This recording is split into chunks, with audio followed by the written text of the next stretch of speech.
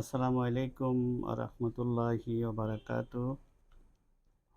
হুসাইনি মুসলমান, আমার দিনদার ইমানদার নবী প্রেমিক মুসলমান ভাইরা, আজকে আপনাদের সম্মুখে এই একজন জাহেল মৌলবী কোরআনে মজিদের অপব্যাখ্যা এবং যে আয়াত মুশরিকের শানে ব্যবহৃত হয়েছে সেই আয়াতে করিমা মুসলমানদের উপরে, সাহাবীদের উপরে, তাবে সমস্ত সলফ সালিনদের উপরে কিভাবে আরোপ করা হয়েছে, কিভাবে আমাদের উপরে আরোপ করা হয়েছে, নবীর উম্মতদের উপরে কিভাবে আরোপ করা হয়েছে, এই মালানা জাহেল জাহেলে মোরাক্কাব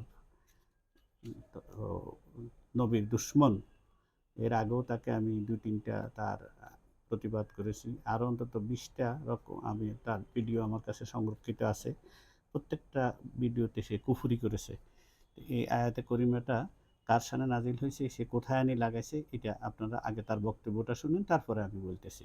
আল্লাহ যেন আমাদের সবাইকে বোঝার তৌফিক দান করেন, আমিন। তো আল্লাহ বলেন আন আকিমুদ্দিন ওয়ালা তাতাফাররাকু ফি, দিন কায়েম করো, সবাই মিলে কোনো ইখতিলাফ করা যাবে। আল্লাহ তাআলা দিন কায়েমের ব্যাপারে মতবিরোধ করতে নিষেধ করলেন। এর মানে হলো দিন কায়েমের ব্যাপারে সব মুসলমান একমত হওয়া ফরজ, মতভেদ করা হারাম। বিষয়টি খুব ইম্পর্টেন্ট। এই জন্য আল্লাহ তাআলা আয়াতের শেষ দিকে বলছেন কাবুরা আলাল মুশরিকিনা মা তাদউহুম ইলাই। তোমরা যদি দিন কায়েমের কথা বলো, এদিকে মানুষকে ডাকো, যাদের কলিজার মাঝে, কলবের মাঝে শিরিক ঢুকেছে, তারা এটা মানতে চাইবে না। তাদের কাছে এটা বড় কষ্টকর হবে, অসহনীয় হবে। শুধু নামাজের ওয়াজ করো, তারা তোমাদের সাথে একমত হয়ে যাবে। শুধু রোজার কথা বলো, তারাও হাত তুলে একমত হবে। হজের কথা বলো, তারাও হজে যেতে রাজি হবে। কিন্তু দিন কায়েমের কথা বললে হাজার হাজি, হাজার নামাজির চেহারাও কালো হয়ে যাবে। আসসালামু আলাইকুম। আপনারা তার বক্তব্যটা শুনলেন। সে যে আয়াতে করিমাটা বলল, এই আয়াতে করিমাটা হচ্ছে কোরআনে মজিদের একটা সূরা, সেটা হলো ৪২ নম্বর সূরা, সূরা আশ-শূরা। আপনারা দেখে নিতে পারেন। সেখানে মাঝখান থেকে সে এই আয়াতে করিমাটা নিছে। তো আমি নিয়ে আসে এখানে একামতের দিন কায়েম করার জন্য মুসলমানদেরকে যখন বলা হবে তোমরা একামতের দিন কায়েম করো, তখন তারা একামতের দিন কায়েমের জন্য আসবে না, রোজা নামাজের জন্য আসবে। এগুলো তার বক্তব্য। কিন্তু আসলে কি তাই? এই সূরা কি এই আয়াতে করিমে আল্লাহ তাআলা কি এই কথাটা বলছেন? তাইলে আমরা আসি পুরো আয়াতে করিমাটা আমরা শুনি। আল্লাহ পাক সূরা আশ-শূরা আয়াত নম্বর 13। أعوذ بالله من الشيطان الرجيم بسم الله الرحمن الرحيم شرع لكم من الدين ما وصى به نوحا والذي أوحينا إليك وما وصينا به إبراهيم وموسى وعيسى أن أقيموا الدين ولا تتفرقوا فيه كبر على المشركين ما تدعوهم إليه الله يجتبي إليه من يشاء ويهدي إليه من ينيب। এ হচ্ছে পুরো আয়াতে করিমা। ইমুল্লাহ আয়াতে করিমার মাঝখান থেকে একটা অংশ নিয়েছেন। এই পুরো অংশটার ভিতরে আল্লাহ পাক কি বুঝাইতে চাচ্ছেন? আল্লাহ বলতেছেন, এ বন্ধু, এইখানে আমি নূহকে প্রথম শরীয়তের নবী হিসাবে, নূহ আলাইহিস সালাম বাবা আদম থেকে শুরু করি নূহ আলাইহিস সালাম পর্যন্ত কোনো শরীয়তের বিধিবিধান ছিল না। সেই সময় ভাই বোনের বিয়ে হইতো। আগের প্রথম আম্মা হজরতে হাওয়া আলাইসাল্লামের ঘর থেকে জোড়ায় জোড়ায় সন্তান হইতেন আমাদের পূর্বপুরুষগণ। তো এটা আপনারা জানেন সকলেই যে কিভাবে ওনাদের বিয়ে শাদী হয়েছেন। তখন কোনো শরীয়ত নাই, শরীয়তের বিধিবিধান নাই। কিন্তু শরীয়তের নবী হচ্ছেন হজরতে নূহ আলাইহিস সালাম। এটা সকল আলেম ওলামারা জানেন। ইভেন আমাদের সাধারণ মুসলমানরা যারা আলেম ওলামাদের সান্নিধ্যে থাকেন তারাও জানেন। এটা নিয়ে আলেমে রাব্বানির কথা, আলেম বলতে আমি আলেমে রাব্বানির কথা বুঝেছি, আলেমে সুনা এর মতো যারা আলেম তাদের না, যারা বিভিন্ন মতাদর্শের জন্য আলেম তারা না, যারা সত্যিকারের দিনের আলেম, যাদের কাছে দিন ছাড়া আল্লাহ এবং আল্লাহ রসুলের সন্তুষ্টি ছাড়া যাদের কাছে আর কোনো কামনা বাসনা নাই, আমি সেই ধরনের আলেমদের কথা বলতেছি। যারা এরকম আলেমদের সান্নিধ্যে আছেন, থাকছেন, দেখছেন, তারা এগুলো ঘটনাগুলো সকলে জানেন। কারণ আজকে প্রায় 1500 বছরের ইসলাম, এটা তার হঠাৎ করে আসে নাই যে আজকে আসছে বিধিবিধান আমরা জানি না, আমরা অনেক কিছু জানি আলহামদুলিল্লাহ। তো আল্লাহ পাক তার বন্ধুরে বলতেছি, বন্ধু আপনি দেখছেন যে এই বিধিবিধানটা, যে শরীয়তটা আমি নূহকে দিয়েছিলাম, সেই শরীয়তটাই আমি ইব্রাহিমকে দিয়েছি, আমি মূসাকে দিয়েছি, আমি ঈসাকে দিয়েছিলাম। এবং তাদেরকে বলছিলাম যে তোমার উম্মতদেরকে বলো তারা যেন এই দিনকে, তাদের অনুসারীদেরকে বলো তারা যেন এই দিনটাকে আঁকড়ায় ধরে। সেই দিনের নাম ছিল কি? দিন ইসলাম। প্রত্যেক নবী দিন ইসলামের তবলিগ করে গেছেন, দাওয়াত দিয়ে গেছেন দিন ইসলামের, কিন্তু পরিপূর্ণতা কেউ দিতে পারে নাই। তো যার কারণে একজন নবীর টেনিউর শেষ হওয়ার পরে আল্লাহ পাক আরেকজন নবীকে দায়িত্ব দিয়েছেন। শরীয়তের ব্যাপারে বিভিন্ন নবীর ক্ষেত্রে শরীয়তের ব্যাপারে বিধিবিধানের ক্ষেত্রে কিছুটা ভিন্নতা হয়েছে, কিন্তু মূল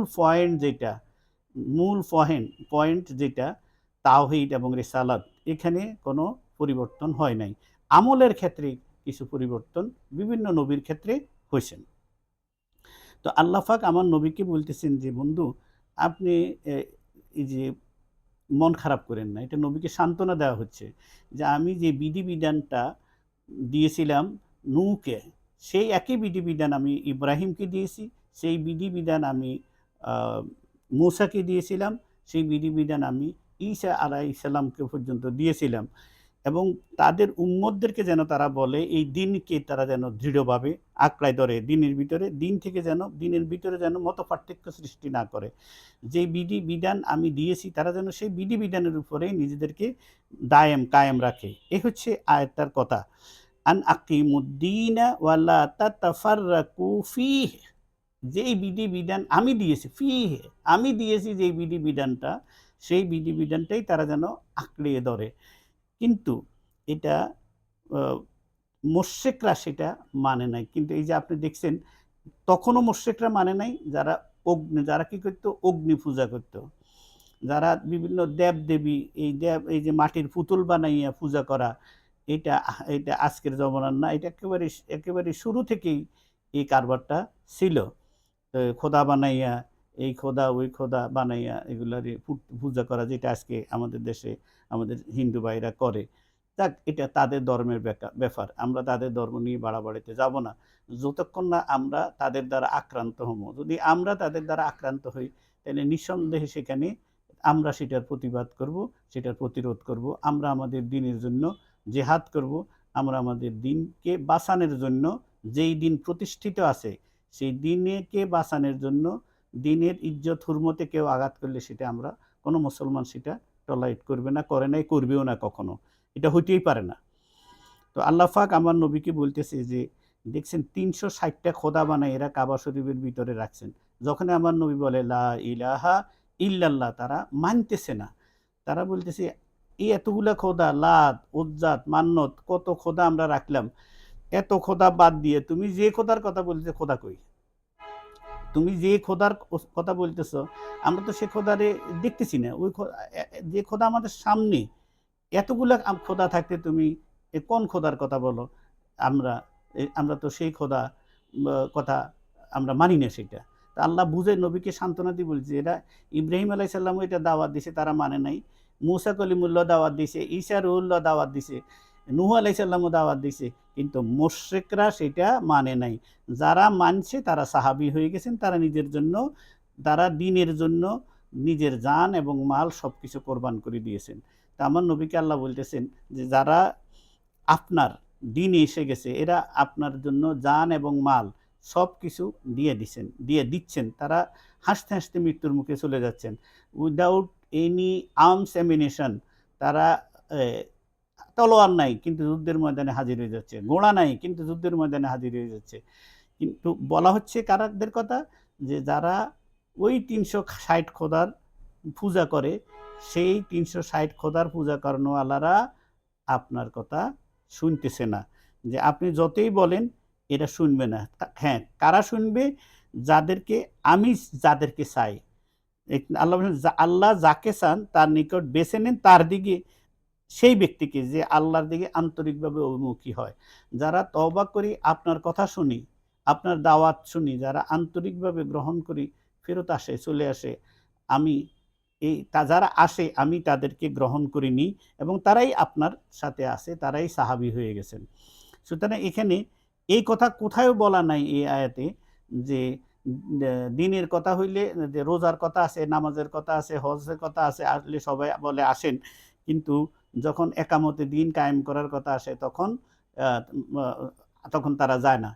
এই মাওলানা একটা মিথ্যুক, একটা মিথ্যাবাদী, কোরআনের অপব্যাখ্যাকারী, একটা জাহেল, একটা মুশরিক, একটা মুনাফিক, একটা বদমাইশ, আলেম নামধারী একটা জাহেল, কোরআনের অপব্যাখ্যাকারী। যেই কথা আল্লাহ বলে নাই সেই কথা যদি কেউ বলে এ কথা আল্লাহ বলছে, তাইলে এর থেকে বড় জুলুম আর কিছু হইতে পারে না আল্লাহর প্রতি।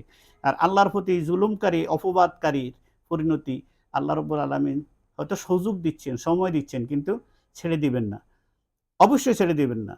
এটা যুগ যুগ থেকে দেখে আসছে মানুষ। এই হচ্ছে এই আয়াতে করিমা। এখানে শানে নজুল সহ যদি বলতে যাই অনেক বড় লম্বা হয়ে যাবে। এখন মূলত সে যে কথাটা বলছে, এরকম কথা কি আসলে কোরআনে আসেনি? হ্যাঁ, আছে। এরকম কথা কোরআনে আছে। আমি আপনাদেরকে সামনে তফসিরে রুহুল কোরআন থেকে এই কথাটা বললাম, ৩য় খণ্ড থেকে আপনারা দেখতে পারেন। আমার আমার লেখা, আমার আপনারা অনেকেই দেখেন, অনেক আলেম ওলামা আমাকে ফোন করেন। আপনারা দেখতে পারেন, এখানে আমি বললাম। এখান থেকে আমি বানাইয়া বলি নাই। দ্বিতীয় কথা হচ্ছে, সে খুব সূক্ষ্মভাবে, যে সে মনে করছে যে আলেমদের চোখে এটা পড়বে না এবং আলেমরা এরকম কথার প্রতিবাদ করবে না। মূলত সে ভোটের জন্য এরকম কথা বলতেছে, যে আসেন আমরা সকলে এক দলকে ভোট দিই, এরকম কাহিনী প্রচার করার জন্য এগুলো বলতেছেন। নিজের উদ্দেশ্য সাধন করার জন্য এটা বলতেছেন, দ্বীনের জন্য নয়। দ্বীনের জন্য কোনো আলেম কোরআনের আয়াতের অপব্যাখ্যা করতে পারে না। কোরআনের অপব্যাখ্যাকারী হচ্ছে আল্লাহর শত্রু, রসুলের শত্রু, দ্বীনের শত্রু, মানবতার শত্রু। কারণ যেই কথা আল্লাহ বলে নাই এরকম কথা বলা, এর থেকে বড় কথা কি আছে? এখন আসি আমরা যে এরকম কোনো আয়াতে করিমা আছে কিনা যেখানে আল্লাহ পাক বলছেন, সেই কথাটা আমরা শুনি। এখন আমরা শুনবো বিসমিল্লাহির রহমানির রহিম। وَإِذَا قِيلَ لَهُمْ تَعَالَوْا إِلَى مَا أَنزَلَ اللَّهُ وَإِلَى الرَّسُولِ رَأَيْتَ الْمُنَافِقِينَ يَصُدُّونَ عَنكَ صُدُودًا। সাদাকাল্লাহু মাওলানাল আযীম। এই আয়াতে করিমে আপনাদের সামনে আমি তেলাওয়াত করেছি, সেটি হলো সূরা নিসা, কোরআনের মধ্যে ৪ নম্বর সূরা। আমি ৬১ নম্বর আয়াতে করিমা আপনাদের সামনে তেলাওয়াত করেছি। এখানে আমার আল্লাহ বলতেছেন, বন্ধু ওয়াইজ, আপনি কি দেখছেন? আপনি কি দেখতেছেন? কি দেখতেছেন? কিলা লাহুম তাআলাউ ইলা মা আনজালাল্লাহু, যা আমি নাজিল করেছি আপনার প্রতি। আমি আপনার প্রতি যেই নাজিল করেছি, যখন আপনি সেটার দিকে মানুষকে আহ্বান করেন, সেটা কি? শরীয়ত। কি? রোজা, নামাজ, হজ, যাকাত। যখন আপনি মানুষকে এগুলার দিকে আহ্বান করেন, তখন মানুষ আসে। কারণ এটা আপনার প্রতি আমি নাজিল করেছি, এটার কথা শুনলে তারা আসে। কোনটা আসে না? রাআইতাল মুনাফিকুনা। আল্লাহ পাক দুটো জিনিস বলেন। প্রথম হচ্ছে রসুল, তারপর হচ্ছে রসুলের উপরে অবতীর্ণ কিতাব, মানে শরীয়ত, আমাদের দ্বীনের বিধিবিধান। যে বিধিবিধান আল্লাহ রাব্বুল আলামিন ১০ম হিজরিতে আল-ইয়াউমা বিসমিল্লাহির রহমানির রহিম আল-ইয়াউমা আকমালতু লাকুম দীনাকুম ওয়া আতমামতু আলাইকুম নি'মাতি ওয়া রাদিতু লাকুমুল ইসলামা দীনা ইন্নাদ-দীনা ইনদাল্লাহিল ইসলাম। আল্লাহ পাক দশম হিজরিতে আমার নবী যখন হজ করে যাচ্ছেন তখন এই আয়াতে করিমা নাজিল করি ইসলামের একামতে দিন যেটা সেটাকে প্রতিষ্ঠিত করে পূর্ণাঙ্গ দিনের ব্যবস্থা বিধান করে রাখি গেছেন।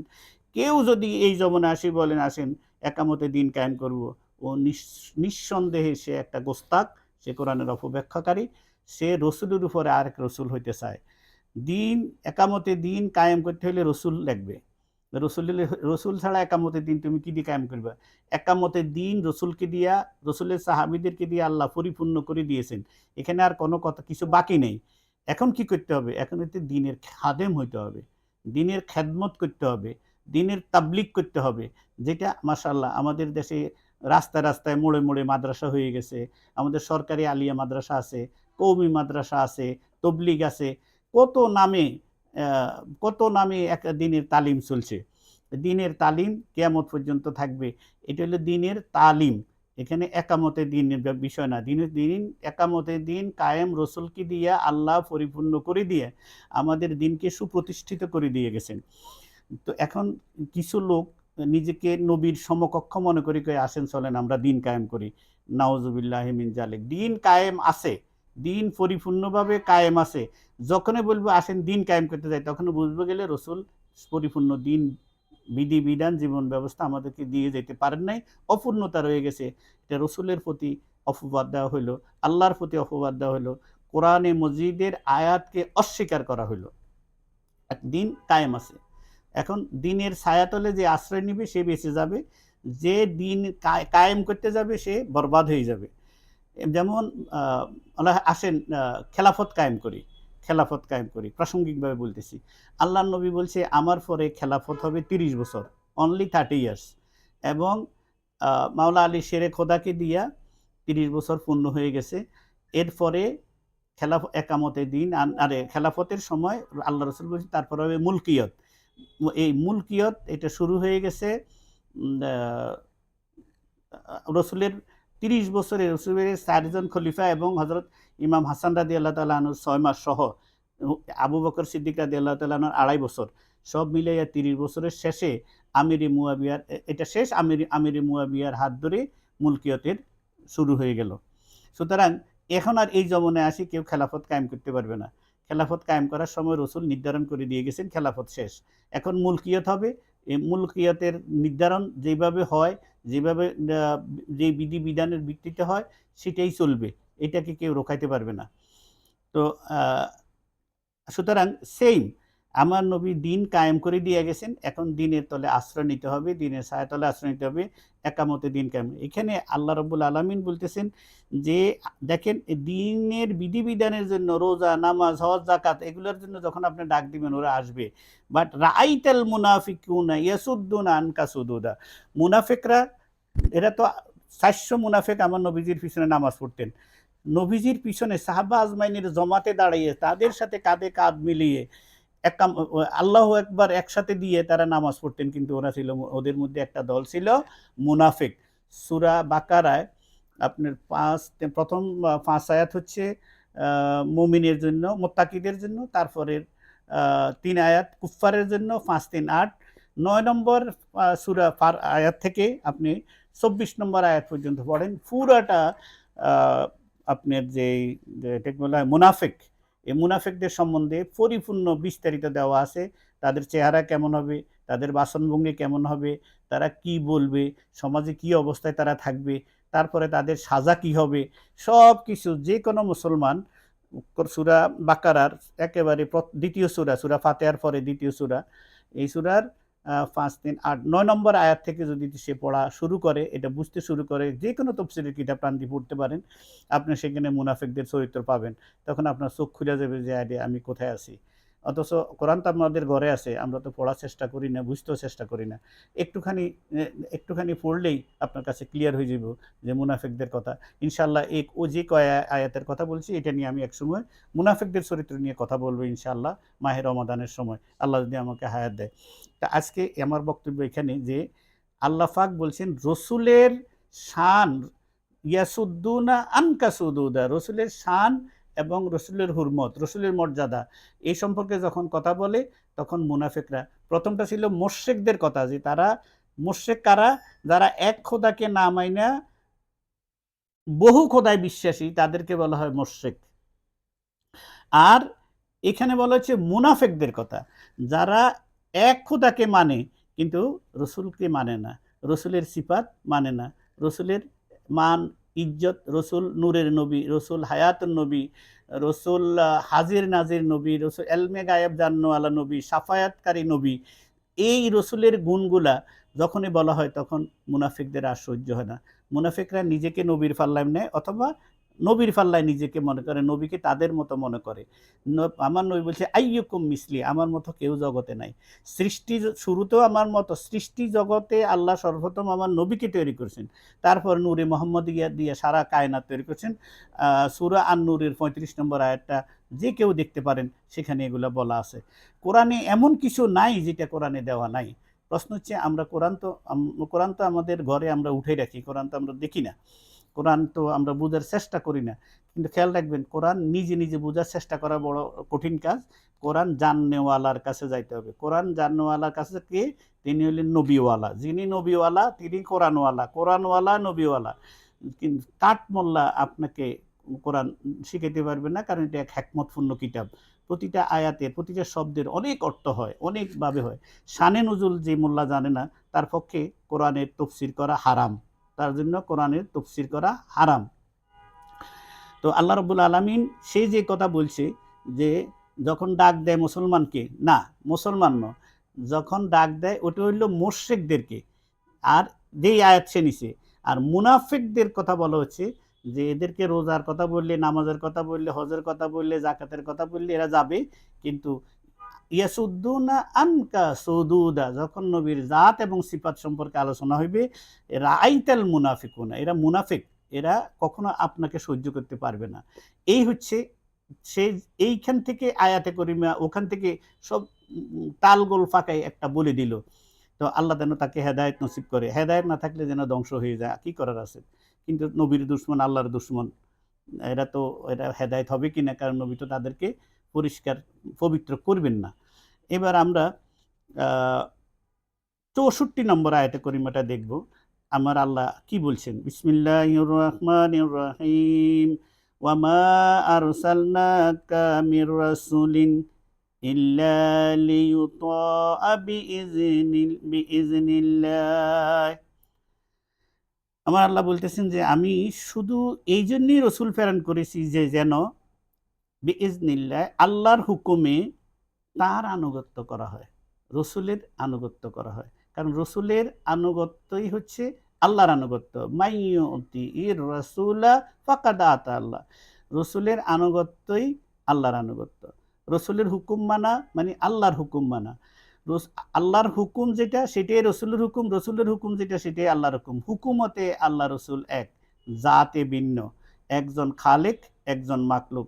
আমার ওস্তাদ আল্লামা হাফেজ এম এ জলিল রহমতুল্লাহ আলাই, উনি রেহনুমায়ে শরীয়ত ও তরিকত, উনি দিনের অনেক বড় খেদমত আঞ্জাম দিয়ে গেছেন। আমিয়াপুরের জমিনে শায়িত আছেন। ঢাকায় গাউসুল আজম জামে মসজিদ প্রতিষ্ঠা করে আমাদের মতো কত মূর্খ লোকের উনি রাস্তা দেখাই গেছেন। আল্লাহ পাক যেন আমার হুজুরকে জান্নাতের উচ্চ মাকাম দান করে, এবং আমাদের মতো যারা অজ্ঞ লোক তারা যেন আমার হুজুরের ফয়েজ নিয়ে আমরা বাঁচতে পারি। এই সমস্ত মুনাফিকদের থেকে যেন হেদায়েত হয়, আমার জাতি যেন এদের থেকে বেঁচে থাকে। তো আমার আল্লাহ বলতেছে যে রসুলকে আমি এই জন্যই প্রেরণ করেছি যে তোমরা রসুলের ইত্তেবা করবে, রসুলের হুকুম মানবে। কারণ রসুল হুকুম মানার ভিতরে আমার হুকুম নিহিত, আমার আলাদা কোনো হুকুম নেই। যেটা আমার হুকুম সেটাই আর রসুলের হুকুম, যেটা রসুলের হুকুম সেটাই আমার রসুল। কারণ আমার রসুল ফাআওহা ইলা আবদিহি, আমার ফাআওহা ইলা আবদিহি মা আওহা, আমার রসুলের সাথে যা কথাবার্তা বলার দরকার সেটা আমি গোপনে গোপনে বলি। আবার কোনোটা আমি জিবরিল আমিনকে দিয়েও বলাই। তো ইন্নামা ইলাহুকুম ইলাহু, আরেকটা আয়াত আছে, কুল ইন্নামা আনা বাশারুম মিসলুকুম। এই আয়াতের ভিতরেও শেষে আল্লাহ রাব্বুল আলামিন বলছেন যে আমার রসুল যা বলে সেটাই ওহী। আমার রসুল তোমাদের মতো একজন মানুষ, কিন্তু তিনি যা বলে সেটা হচ্ছে মানুষ। ওয়ান নাজমি ইজা হাওয়া মা দাল্লা সাহিবিকুম ওয়া মা গাওয়া ওয়ামা ইয়ান্তিকু আনিল হাওয়া ইন হুয়া ইল্লা ওয়াহিয়ু ইউহা। আমার বন্ধু যা বলে সেটাই ওহী। আমার বন্ধুর প্রত্যেকটা কথাই ওহী। আমার বন্ধু নিজের নফস থেকে একটা কথাও বলেন না। তো সেজন্য আল্লাহ বলছে, যারা আমার বন্ধুর কথা মানবা সেটাই আমার কথা হয়ে গেছে। যারা আমাকে মহব্বত করতে চাও, কুল ইন কুনতুম তুহিব্বুন আল্লাহ, তোমরা আমি আল্লাহকে মহব্বত করতে চাও, ফাত্তাবিউনি, আমার এই নবীর হুকুম মানো, ওই নবীর গোলামি করো। করলে কি হবে? এই গোলামির ভিতরে প্রথম হচ্ছে মহব্বত। মহব্বত না হলে তো গোলামি আসবে না। আমি আপনাকে মহব্বত করি না, আপনাকে সম্মান করি না, আপনার কথা তো আমি শুনবো না। তাহলে মহব্বতের প্রথম শর্তে হচ্ছে, গোলামির প্রথম শর্ত হচ্ছে, হুকুম মানার জন্য প্রথম শর্ত, ইত্তেবার প্রথম শর্ত হচ্ছে আপনাকে আমি মহব্বত করতে হবে। কুল ইন কুনতুম তুহিব্বুন আল্লাহ ফাত্তাবিউন ইউহিব্বুকুমুল্লাহ। তারপরে আল্লাহ বলছেন, যদি তুমি আমার নবীর ইত্তেবা করো, আমার নবীর হুকুম মানো, আমার নবীকে মহব্বত করো, আমি আমি আল্লাহ তোমাকে মহব্বত করব। তাই আল্লাহর ভালোবাসা পাওয়ার জন্য শর্ত হচ্ছে রসুলের ভালোবাসা আগে পেতে হবে। তো আল্লাহ পাক এই জন্য বলছে যে, আমি আমার রসুলকে এই জন্য প্রেরণ করেছি যেন তোমরা তার আনুগত্য করো সমস্ত রসুলতে। এবার বলছে, ওয়ালাউ আন্নাহুম ইজ জলামু আনফুসাহুম জাউকা, যত বড় বড় পাপী আছো, যত বড় বড় পাপী আছো, তোমার পাপ আসমান থেকে জমিন, জমিন থেকে আসমান, ডান থেকে বাম, বাম থেকে মাশরিক মাগরিব যা আছে, পৃথিবীর সমস্ত পৃথিবী পূর্ণ হয়ে গেছে তোমার পাপে। তারপর আল্লাহ বলছে, নিরাশ হইও না, কি করো? জাউকা, আমার নবীর দরবারে যাও। ওয়ালাউ আন্নাহুম ইজ জলামু, জালেমরা তোমরা কোথায় যাও? জাউকা, যাও আমার নবীর দরবারে। আল্লাহর হুকুম দিচ্ছে যাওয়ার জন্য, নবীর দরবারে যাও। এটা কি শুধু নবী যখন মাটির উপরে ছিলেন তখনও এই আয়াত, নাকি এখনো? না, এই আয়াত কিয়ামত পর্যন্ত। জাউকা ফাস্তাগফিরুল্লাহ, যাই ইস্তেগফার করো, ইস্তেগফার করো। এই জন্য হজে আগে গিয়ে মানুষ মক্কা মুআজ্জমায় আগে কাবা তওয়াফ করে, সাফা মারওয়া যায়, মিনা মুজদালিফা যায়, পাত্তর মারে, নিজেকে তওবা তিল্লা করে তারপরে রসুলের রওজার পাশে মদিনা মুনাওয়ারায় দাঁড়িয়ে যাইয়া জিয়ারত করে। জিয়ারত বলতে সালাম, নবীর রওজায় গিয়া দরুদ ও সালাম শুধু। যাইয়া সূরা ফাতিহা আর কুল আল্লাহ শরীফ না, যাইয়া নবীজি সেখানে শুধু সালাম আর দরুদ, দরুদ আর সালাম, দরুদ আর সালাম, নবীজির রওজার পাশে দাঁড়িয়ে। তো নবীজি বলছেন যে, আমাকে যে সালাম দিবে, তোমার মুখ থেকে বের হইতে যতটুকু সময়, আমি নবী কাছে পৌঁছতে অতটুকু সময় লাগবে না। বান্দার একটা আমল খুব দ্রুত নবীজির দরবারে পৌঁছে, সেটা হলো দুরুদ ও সালাম। বান্দার মুখ থেকে বের হতে যতটুকু সময় লাগে, রওজায়ে আকদাসে পৌঁছতে অতটুকু সময় লাগে না। দুরুদ ও সালাম হলো মঞ্জুর এবাদত, কবুল এবাদত। যে যত, রসুল বলছেন, যে আমার উপর যত বেশি দুরুদ ও সালাম পড়বে, সে কাইল ময়দানে মাশরে আমার তত নিকটে থাকবে। সুতরাং আমরা সকলেই যেন এই আমলটা আমরা করতে পারি। আল্লাহ যেন আমাদের সবাইকে তৌফিক দেয়। তো আমার আল্লাহ বলতেছে যে, নবীর দরবারে যাও, তওবা তিল্লা করো। কিসের তওবা? ফাস্তাগফিরুল্লাহ, আমি আল্লাহর কাছে তোমার বিগত জিন্দেগির জন্য তুমি তওবা করো, কান্নাকাটি করো, আল্লাহ আমি অনেক ভুল করেছি, অনেক অন্যায় হয়ে গেছে, অনেক পাপ হয়ে গেছে। তুমি নবীর দরবারে কান্নাকাটি করো।